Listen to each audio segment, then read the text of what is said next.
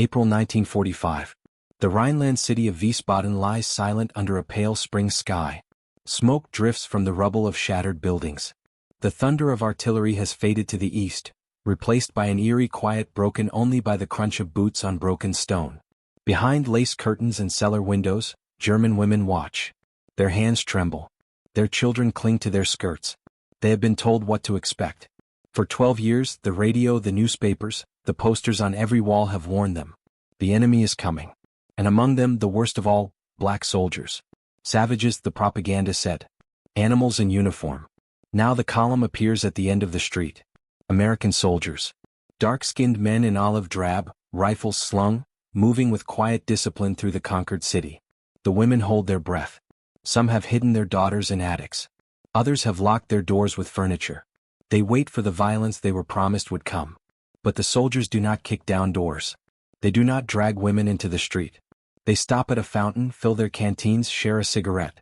One notices a small girl peering from a doorway.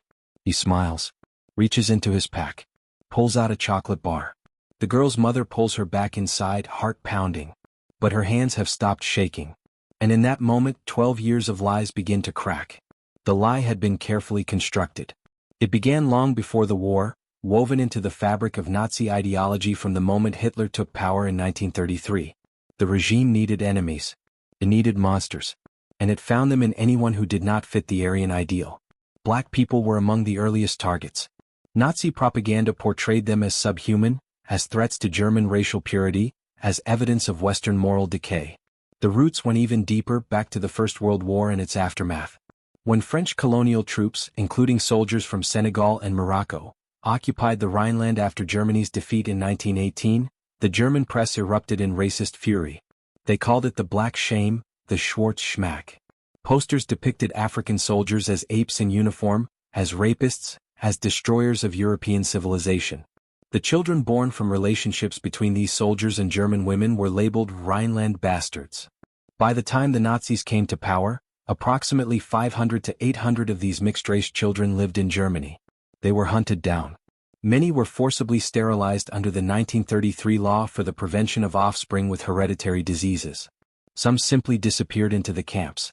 The message was clear: black blood was a contamination to be eradicated. This became official doctrine. In schools, children learned racial biology. Charts on classroom walls ranked human races in hierarchical order, with Nordic peoples at the top and Africans at the bottom. Textbooks described black people as mentally inferior, physically savage, sexually predatory. Films like Judd Sus and exhibitions like Der Jewige Jude spread these ideas to millions. But the propaganda didn't stop with Jewish people. It extended to anyone deemed non-Aryan. When war came in 1939, the propaganda machine shifted into higher gear. As German forces swept across Europe, the regime needed to justify total war, total commitment, total sacrifice. They did this partly by demonizing the enemy. Soviet soldiers were portrayed as Asiatic hordes. British and American forces were called plutocratic oppressors controlled by Jewish interests. And black American soldiers were described as the ultimate degradation, proof that the United States had abandoned civilization itself. The German civilian population, especially women, were told explicitly what to expect if Germany lost. Goebbels' Ministry of Propaganda produced pamphlets, radio broadcasts, and newsreels warning of the coming horror. American bombers had already reduced German cities to ash. Now, they said, would come the ground invasion. And with it, soldiers who would rape, murder, and pillage without restraint. Black GIs were singled out for special vilification. Propaganda posters showed caricatured African faces leering at German women. Radio broadcasts claimed that the Americans were deliberately sending black troops to Germany as an act of racial humiliation, to defile German women and destroy the German race. One poster showed a gorilla-like figure in an American helmet reaching for a blonde woman, with the caption, "This is what liberation looks like." By 1945, millions of German civilians believed these warnings completely. They had no reason not to. The regime controlled all information. There were no alternative voices, no contradictory narratives. Listening to foreign radio broadcasts was punishable by death. The propaganda was constant, pervasive, and backed by 12 years of totalitarian control. But there was another layer to the story, one that German civilians knew nothing about. The American soldiers coming to liberate Europe were themselves victims of a racial system. The United States Army in World War II was rigidly segregated. Black soldiers served in separate units, ate in separate mess halls, slept in separate barracks. They were overwhelmingly assigned to support roles, transportation, supply, engineering, labor battalions. The military leadership believed they were unfit for combat. Yet despite the discrimination, nearly 1 million Black Americans served in uniform during World War II. They volunteered. They were drafted. They fought not only against fascism abroad but for dignity at home. They wore the same uniform as white soldiers but were denied the same respect, the same opportunities, the same basic humanity. Some units, however, did see combat. The 761st Tank Battalion, nicknamed the Black Panthers, fought with Patton's Third Army through France and into Germany. The 92nd Infantry Division fought in Italy. The Tuskegee Airmen flew escort missions over Europe, earning a reputation for skill and courage that even prejudiced commanders could not ignore. But these were exceptions. Most Black GIs served behind the lines, in roles the Army considered appropriate for their race. The irony was crushing. These men were fighting to destroy a regime built on theories of racial supremacy while serving in an army that treated them as second-class citizens.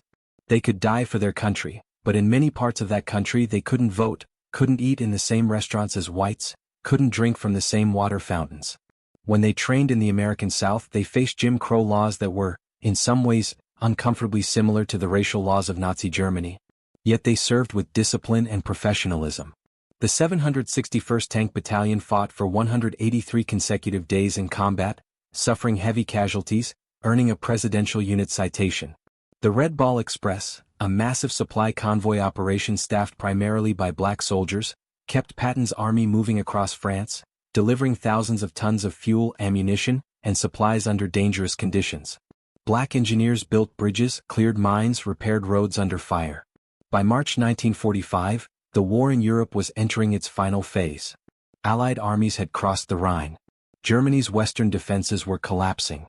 Cities that had once sent soldiers to conquer Europe now waited in dread for conquest themselves.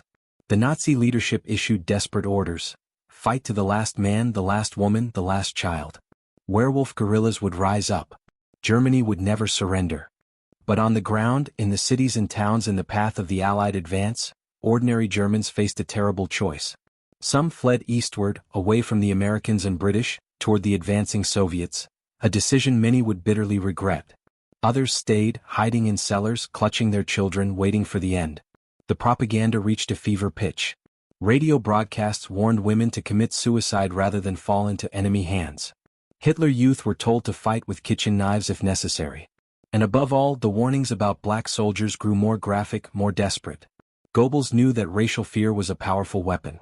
If German civilians could be convinced that surrender meant racial violation, they might fight on, buying time for some miraculous reversal of fortune that would never come. In towns across Western Germany, the reality began to unfold differently than promised. American forces advanced rapidly. Some cities surrendered without a fight, their Nazi officials fleeing or hanging themselves. Others resisted briefly, then collapsed. White flags appeared in windows. Civilians emerged from cellars, blinking in the daylight, uncertain of their fate. And then came the soldiers. Not the monsters of propaganda, but tired men who had fought across North Africa, Italy, France. Men who had seen too much death. Men who wanted the war to end. Among them, in increasing numbers as supply lines shortened and reinforcements arrived, were Black GIs. Engineers repairing infrastructure. Transport units bringing supplies. Combat units securing territory. Service troops setting up field hospitals and distribution points. The women watching from windows expected violence. They had been told over and over what these men would do. They had hidden their daughters, locked their doors, prepared for the worst. Some had poison ready, a final escape if the horror became unbearable. The Nazi regime had spent 12 years teaching them to fear this moment above all others. What they witnessed instead would shatter everything they believed they knew. The soldiers moved through the streets with discipline. They posted guards but did not rampage. They searched for weapons but did not loot. They saw women and children and offered food, not violence. In the smoking ruins of the Thousand-Year Reich, a quiet revolution began, one interaction at a time, one chocolate bar, one unexpected act of restraint, one moment of simple human decency that made a mockery of 12 years of lies. The disconnect was immediate and total. German women had been prepared for monsters. They encountered men. The propaganda had painted a picture so vivid, so detailed, so consistently reinforced that it had become reality in the minds of millions. Black soldiers were supposed to be primitive, uncontrolled, driven by base instinct. The posters showed them as barely human. The radio described them as beasts in uniform. But the soldiers who entered Wiesbaden, Mannheim, Frankfurt, and dozens of smaller towns behaved nothing like the caricatures. They followed orders. They maintained discipline. When they occupied a building, they posted sentries and established protocols. When they encountered civilians, they checked for weapons but did not brutalize. The contrast between expectation and reality was so stark that many German women initially could not process it. Some thought it was a trick, a temporary restraint that would give way to the violence they had been promised. It wasn't a trick. The Black GIs were professional soldiers, trained and led within a military structure that demanded discipline regardless of race. Many had come from communities in America where they had been taught to carry themselves with dignity precisely because the world expected less of them. They knew they were being watched, judged by stricter standards than white soldiers. One misstep would be used to justify all the stereotypes. So they were careful. They were correct. They were, in many cases, more restrained than necessary. The collapse of the propaganda narrative happened in small moments. A woman expecting assault received medical supplies instead. A girl hiding in a cellar heard her mother call her out because the soldiers were handing out food. An elderly woman who had prepared poison found herself accepting water from a Black GI's canteen because she was dehydrated and he noticed. Each incident was small. But multiplied across hundreds of encounters, across dozens of towns, the cumulative effect was devastating to the Nazi worldview. For the black soldiers themselves, the experience was layered with bitter irony. They were liberating a country built on racial supremacy while serving an army that practiced its own version of racial hierarchy. They had crossed an ocean to fight fascism while unable to vote in large parts of their own country. Now they were in Germany, treated as liberators by the very people who had been told they were subhuman. Many Black GIs reported that German civilians treated them better than white Americans often did. In the segregated American South, a black man could be lynched for looking at a white woman the wrong way. Here, in defeated Germany, women approached them for help, for food, for protection. The cognitive dissonance was profound. They had fought their way through France liberating villages where they were welcomed as heroes. Now they were in the enemy's homeland, and the enemy's children were reaching out to touch their hands, curious rather than hateful. Some soldiers wrote letters home describing the strangeness of it. They were fighting to destroy Nazi racism while experiencing it as less immediately threatening than American racism. The Nazis had murdered millions based on racial ideology, yes. But these individual German civilians, defeated and desperate, often showed them more basic human respect than they received in Alabama or Mississippi. The war had turned the world upside down in ways that were difficult to articulate, uncomfortable to acknowledge. There was also exhaustion. These men had been in uniform for years. They had seen friends die in North Africa, in Sicily, in Normandy. They had endured not just enemy fire but the daily indignities of segregation within their own military. Being assigned to separate units. Being given inferior equipment at times.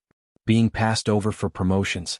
Having to prove themselves over and over while white soldiers with less skill were advanced. Now, at the end of the war, they were being treated as heroes by German civilians while still being treated as lesser by parts of their own command structure. The absurdity was not lost on them. Yet most conducted themselves with remarkable professionalism and compassion. They shared rations with hungry children even when their own supplies were limited. They helped clear rubble. They provided medical assistance. They treated German civilians with the humanity that the Nazi regime had trained those civilians to believe black people did not possess. In doing so, they won a different kind of victory, one not measured in territory taken or enemies killed, but in minds changed and lies exposed. The acts of kindness were not policy. They were individual choices, repeated across thousands of encounters. A sergeant in the 761st Tank Battalion sharing his chocolate ration with German children in a ruined village. A group of engineers from a black labor battalion helping an elderly woman clear debris from her home.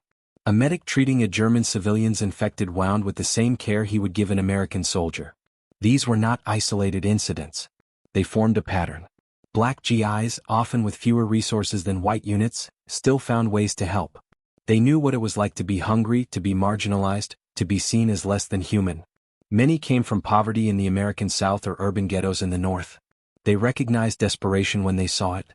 And despite everything, despite the propaganda that had demonized them, despite serving a segregated army, despite having every reason to be bitter, they chose compassion. In the years after the war, some German women began to speak about what they had experienced. Not immediately, the occupation was complicated, and there were reasons to remain silent. But gradually, in letters and interviews and memoirs written decades later, a picture emerged. It was not the picture the propaganda had promised. One woman from a small town near Mannheim recalled hiding in her cellar with her 2 daughters, ages 6 and 9. She had locked the door, piled furniture against it, and waited in the darkness with a knife. When the Americans arrived, she heard boots on the street above. Then knocking. A voice calling in broken German that it was safe to come out. She didn't move. The knocking continued, patient, not forceful. Finally, her younger daughter, hungry and tired, started to cry. The woman had no choice. She climbed the stairs, moved the furniture, opened the door expecting the worst. 3 black soldiers stood outside. One held a ration box. Another had a medical kit. They asked if anyone was injured. They asked if the children needed food. They did not enter the house. They waited for permission. The woman, stunned into silence, could only nod. They left the food on the doorstep and moved on to the next house. The woman stood there, holding the box, trying to reconcile what she had just experienced with everything she had been taught to believe. Another testimony came from a nurse who had worked in a makeshift hospital in the ruins of Frankfurt. The facility was overwhelmed with wounded German soldiers and civilians. Supplies were nearly gone. Then American forces took control of the area. She expected the worst, that the wounded would be neglected or abused, that she herself would be assaulted. Instead, black medics from a U.S. medical unit arrived with supplies. They treated German wounded alongside American casualties. They worked long hours with professionalism and care. One medic, she remembered, stayed up all night with a German boy who had sepsis, monitoring him, adjusting his medication, saving his life. When she thanked him, he simply said it was his job. Not all encounters were gentle. War is never only gentle. There were thefts, fights, incidents of violence and exploitation across occupied Germany involving soldiers of all races. But the systematic, race-based savagery that had been promised by Nazi propaganda, the organized campaign of rape and murder, never materialized from black units. In fact, post-war records show that black soldiers were disproportionately prosecuted and punished for offenses, often receiving harsher sentences than white soldiers for similar infractions. The military justice system carried American racial prejudice into occupied Europe. Yet even with this bias in prosecution, the pattern of mass atrocities predicted by Goebbels' propaganda simply did not exist. German women noticed this. They noticed that the soldiers they had been told to fear most were often the ones who treated them with the most consistent respect. Some attributed it to better discipline in black units. Others thought it was because these men understood what it meant to be dehumanized. A few recognized that they had been lied to about everything, and this was just one more lie in an edifice of lies that was now collapsing around them. The situation created uncomfortable truths that many preferred not to examine too closely. German women sometimes felt safer around black American soldiers than around some white American troops. This was not universal. There were exemplary white units and problematic black soldiers, but the pattern occurred frequently enough to be noted in contemporary accounts and later historical analysis. Part of this came from the heightened scrutiny black soldiers faced. They knew that any misconduct would be used to justify racist stereotypes, so many units maintained strict discipline. Commanders of black units were often more careful about controlling their men, knowing that one incident could destroy the unit's reputation and their own careers. The racism that constrained black soldiers in the army paradoxically sometimes made them safer for German civilians to be around. There was also the element of empathy. Black GIs understood oppression in a way that transcended national boundaries. They had lived under Jim Crow. They had experienced systemic dehumanization. When they saw desperate German civilians, some saw reflections of their own community's struggles. This didn't excuse what Nazi Germany had done. These soldiers had fought to destroy the regime precisely because of its evils. But it allowed for a human connection that pure victor-to-vanquish dynamics might not have permitted. The irony cut deeper still. German women who had internalized Nazi racial ideology found themselves dependent on the very people that ideology had labeled as inferior. A woman who had perhaps once nodded along to speeches about racial purity now stood in a food line organized by black quartermaster troops. A mother who had taught her children racist songs now watched her daughter accept candy from a black soldier's hand. The regime had lost the war, but it was losing something else too: its hold on the minds of its own people. For German civilians, this created a profound moral and psychological crisis. The entire Nazi system had been built on the premise of Aryan superiority. If that was true, how could inferior races be defeating the master race? How could the subhumans be showing more humanity than the so-called supermen? The question was rarely asked aloud in 1945. Survival was the immediate priority, but it lingered beneath the surface. Some Germans resolved this dissonance by refusing to accept what they were seeing. They convinced themselves that the gentle soldiers were exceptions, or that the true horrors would come later, or that this was all an elaborate American propaganda trick. These were the ones who would, in later years, remain unreconstructed in their beliefs. Others began a painful process of reassessment, realizing that they had been lied to about this, which meant they might have been lied to about everything else. The Holocaust, the war's necessity, the nature of the regime they had supported or at least tolerated. Still others compartmentalized. They accepted kindness from black soldiers without examining what that acceptance meant for their broader worldview. They were grateful for food, for medical care, for not being harmed, but they did not connect these experiences to the larger questions of racial ideology and national culpability. This psychological fragmentation was perhaps the most common response. The war had shattered the physical landscape. It had also shattered the mental landscape, and people cope with such shattering in whatever ways allow them to survive. But the encounters themselves, the moments when propaganda met reality and shattered, were undeniable. A chocolate bar given to a hungry child. A medic treating a German grandmother's wounds. A soldier helping clear rubble so a family could recover their possessions. These small acts accumulated into something larger than themselves. They became evidence that 12 years of indoctrination could be wrong. That humanity could transcend race, nationality, and propaganda. That the monsters existed only in the lies, not in the flesh and blood men who marched into German cities carrying rifles and ration boxes and, despite every reason not to, something like mercy. The moment of truth came differently in each town, but the pattern was remarkably similar. There was always a first contact, a first test of whether the propaganda would prove true or false. In some places, it happened within minutes of the Americans arriving. In others, it took days as civilians slowly emerged from hiding. In the town of Bad Kreuznach, liberated in mid-March 1945, the transformation was witnessed by a local schoolteacher named Margaret Hoffman. She had spent 2 days in her cellar with 7 other women and their children, listening to the sounds of fighting in the streets above. When silence finally came, they waited. No one wanted to be first. No one wanted to open the door and discover that everything they feared was real. It was thirst that finally drove them out. The children needed water. The hand pump in the town square was their only option. Margaret volunteered to go first. She climbed the stairs, pushed open the door, and stepped into the March sunlight. The street was empty except for abandoned military equipment and rubble. She walked toward the square, her heart hammering. 3 soldiers stood by the fountain. Black men in American uniforms, their rifles leaning against the stone basin. They were washing their faces, refilling canteens. One looked up and saw her. She froze. This was the moment. Everything she had been told, everything she had feared, would now prove true or false. The soldier smiled. Tired but genuine. He said something in English she didn't understand. Then he gestured to the fountain, stepped aside, made it clear she could use it. She approached slowly, filled her bucket. The soldiers went back to their conversation, paying her no more attention. When she turned to leave, one of them called out. She flinched. He walked toward her and she gripped the bucket handle like a weapon. He pulled something from his pocket. A chocolate bar. He held it out, pointed at her, and then made a gesture suggesting children. For the children, he was saying. She took it with shaking hands. He nodded and walked back to his companions. Margaret returned to the cellar, set down the bucket, and held up the chocolate bar. The women stared at it as if it were an artifact from another planet. In a sense, it was. It came from a reality completely different from the one they had been taught existed.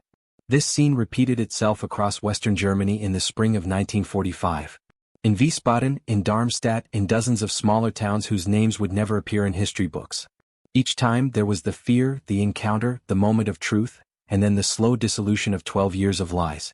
The 761st Tank Battalion rolled through several towns in Bavaria in late March and early April.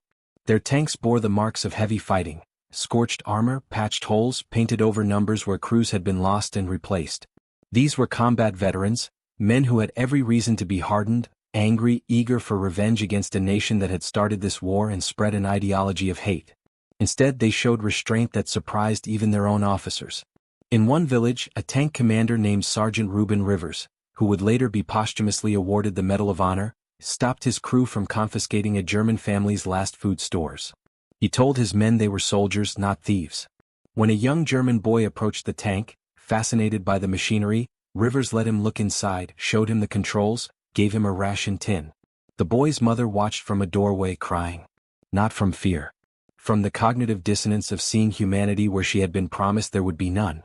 In Frankfurt, recently reduced to rubble by Allied bombing, a battalion of black engineers arrived to begin clearing roads and restoring basic services.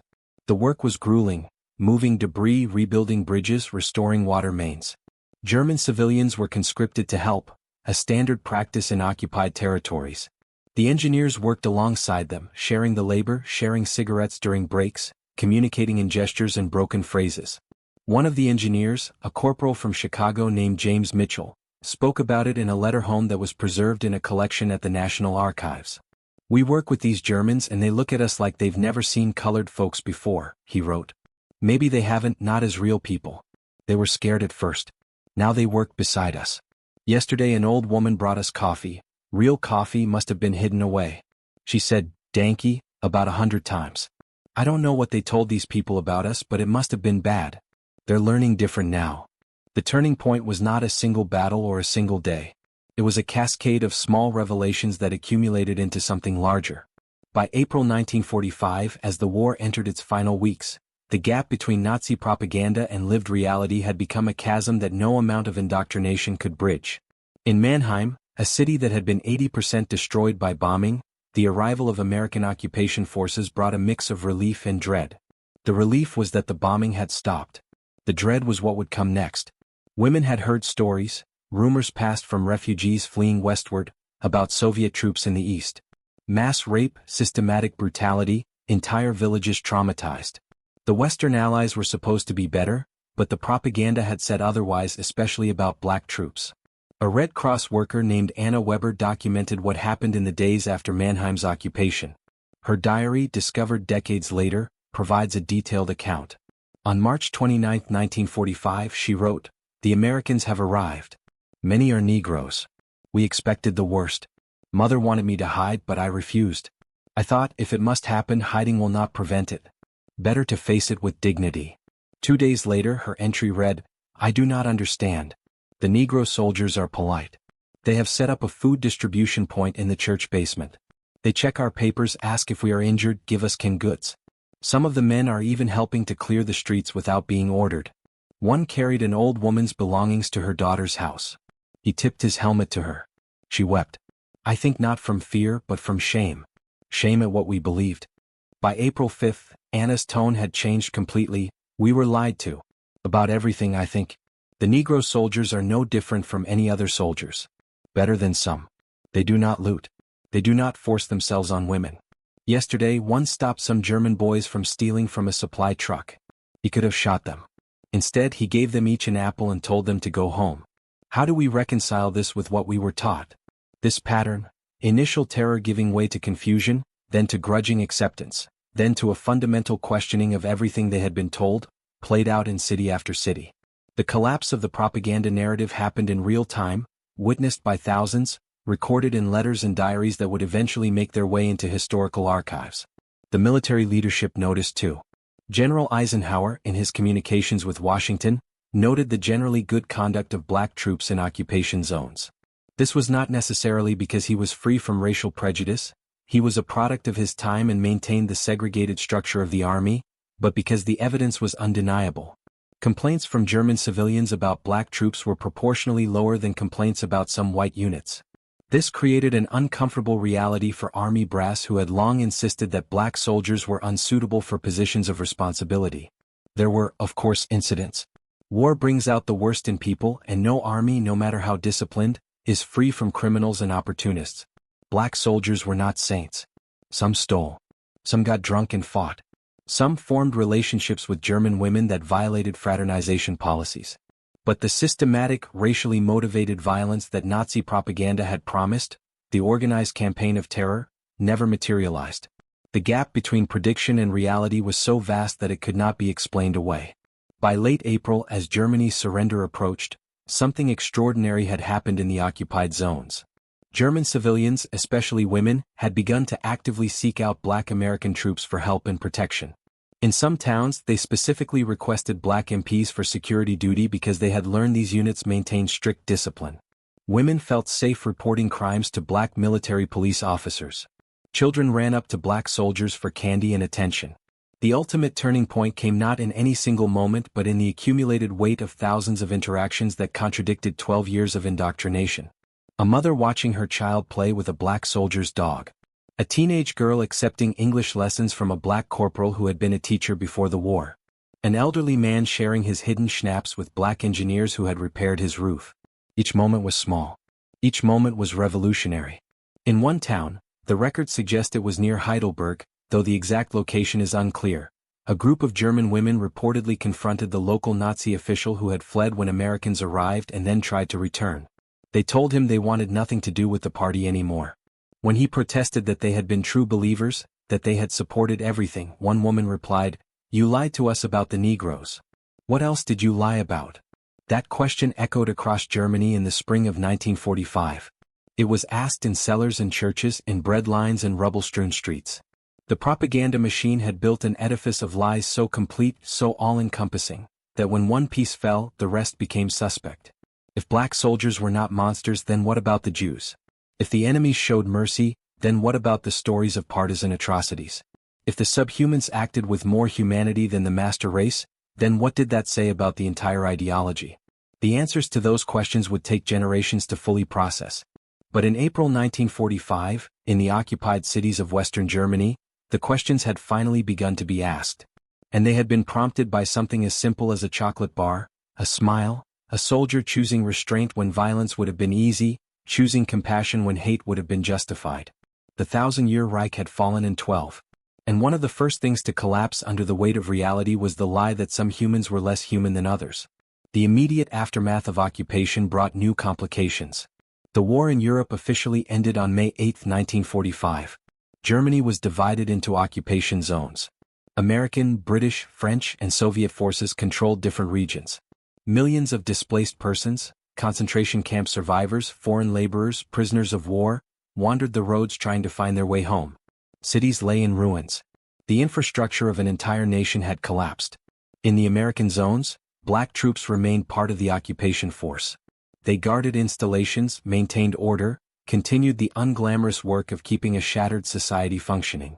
And the relationships that had begun during the chaotic days of invasion continued, deepened, and became more complicated.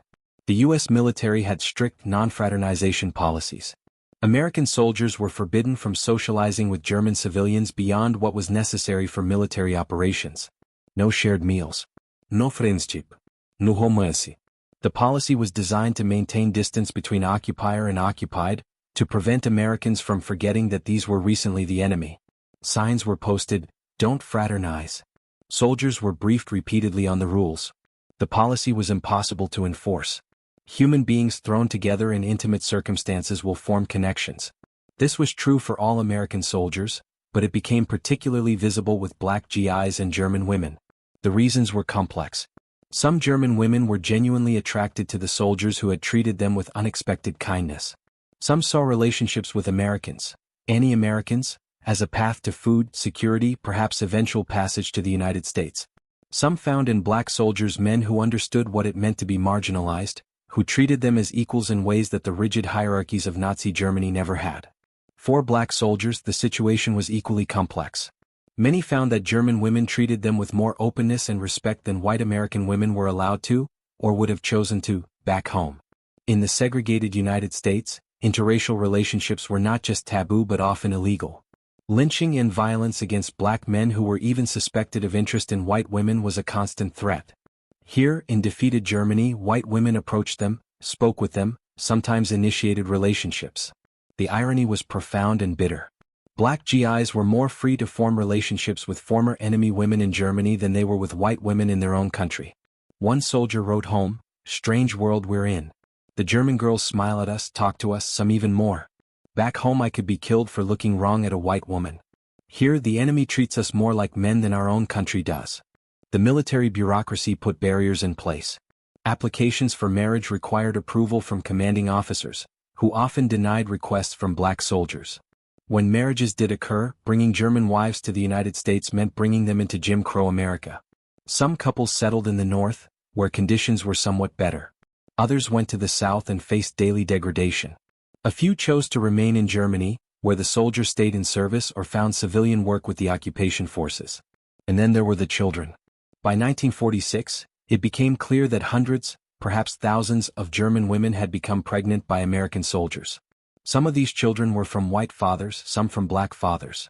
The latter group faced particular difficulties. In Germany, they were conspicuous, visibly different in a largely homogeneous society. These children would later be called brown babies, though the term covered a range of situations and circumstances. The children born from relationships between Black GIs and German women became living testaments to the collapse of Nazi racial ideology, but their lives were not easy. Estimates vary, but historians believe between 3,000 and 5,000 such children were born in the immediate post-war years in occupied Germany. They grew up in a society still processing its recent past, still struggling with the racial ideas that had been foundational to the regime. Some mothers kept their children and raised them despite social stigma. Others gave them up for adoption, unable or unwilling to face the consequences. A few of the children were adopted by African American families, either through official channels or informal arrangements. Some remained in Germany, raised by their mothers or by German families, growing up as racial minorities in a country that had little experience with diversity and much recent experience with racial hatred. The mothers who kept their children often faced harsh judgment from their communities.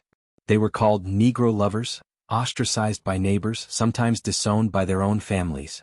The children themselves faced discrimination in schools, difficulties finding work as they grew older, and constant reminders that they were different.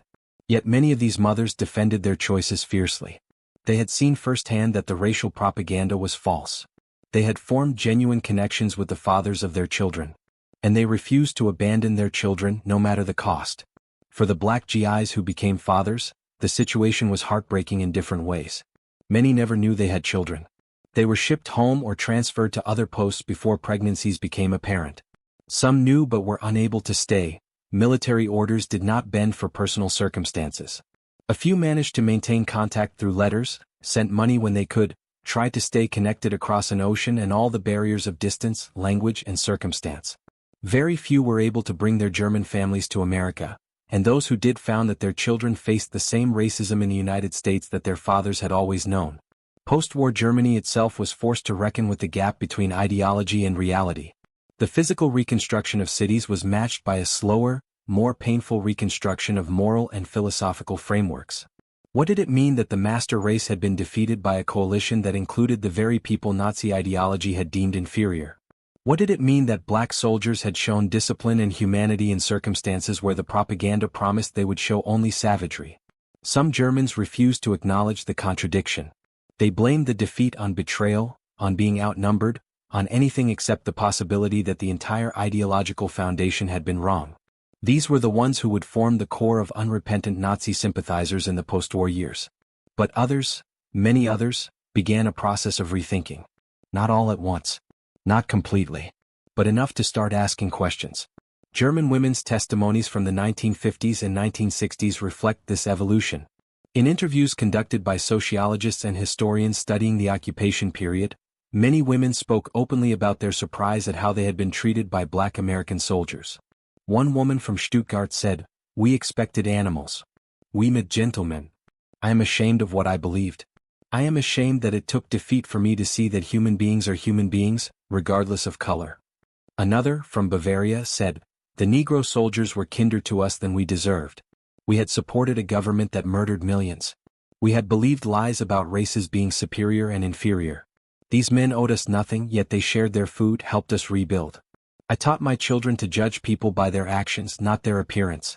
It was a lesson I learned too late, but at least I learned it."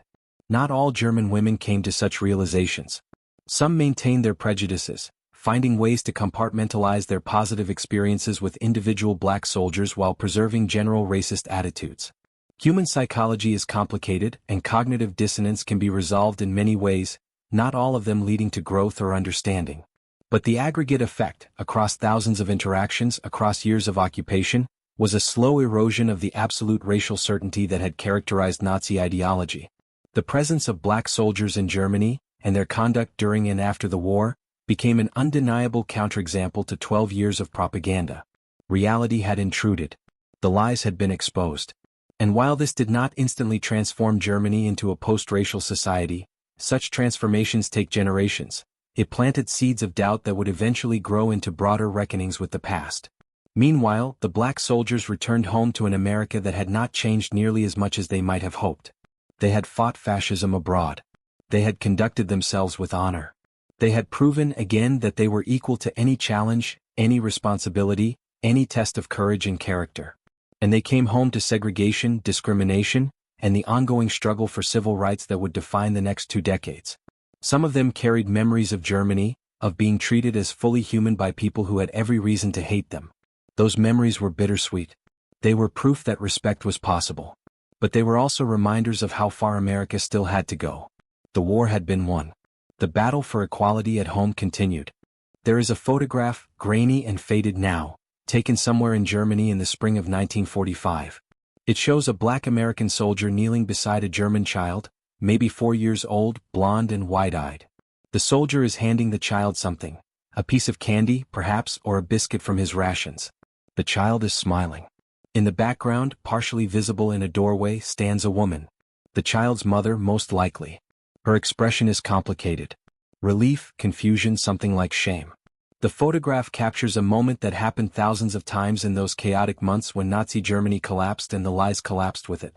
It is a simple image of a simple act of kindness. But contained within it is a revolution, the overthrow of an ideology that had cost millions of lives, not through force of arms but through the quiet power of human decency. The Black GIs who marched into German cities in 1945 carried no agenda of racial redemption. They were soldiers doing their jobs, tired men who wanted the war to end so they could go home. They had fought not to prove a philosophical point but because their country, flawed as it was, had called them to service. Yet in their conduct, in their restraint, in their small acts of compassion toward people who had been taught to see them as monsters, they accomplished something profound. They destroyed a lie by refusing to become the monsters the lie had promised they would be. They showed that propaganda, no matter how pervasive or long-sustained, shatters when it meets reality. They demonstrated that humanity transcends the categories that ideologies try to impose on it. And they did this without violence, without vengeance, simply by being decent human beings in circumstances where decency was neither required nor expected. The German women who watched from windows, who hid in cellars, who emerged blinking into the daylight to find their fears unfounded, they became witnesses to truth confronting lies. Some of them learned from it. Some of them changed. Some of them passed those lessons to their children, contributing in small ways to a generation that would eventually reckon more honestly with Germany's past. The irony remains bitter. These soldiers, who showed such grace to former enemies, returned home to a country that still denied them basic dignity. They had proven again that they were equal to any task. And America, slowly, grudgingly, over decades of struggle, would eventually acknowledge what should have been obvious from the beginning. But in the rubble of German cities in the spring of 1945, something happened that still echoes. Propaganda met reality. Lies met truth. And in that meeting, however briefly, humanity won. The soldiers who made that possible carried no banners announcing their purpose. They simply walked through destroyed streets, shared what little they had, and refused to become the monsters they had been called. In doing so, they left a legacy more powerful than any monument. The memory that even in war, even in hatred's heartland, kindness remains possible. That is worth remembering.